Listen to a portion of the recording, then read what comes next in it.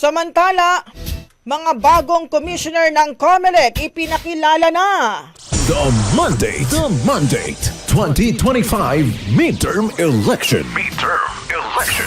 Brigada Jigo Custodio, ibrigada mo! Brigada Live Report. Formal nang inanunsyo ni COMELEC Chairman George Erwin Garcia ang mga bagong commissioner ng poll body na sina Attorney Maria Norina Tangaro Kasingal at Attorney Noli Pipo. Sa appointment letter na pirmado ni Pangulong Ferdinand Marcos Jr., tatagal ang termino ni Kasingal at Pipo bilang commissioner hanggang 2032.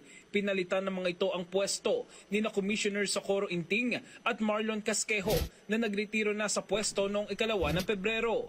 Nagpasalamat naman si Garcia kay Pangulong Marcos sa pagtugon nito sa kanyang hiling na insider o mula sa poll body ang i-appoint na mga commissioner.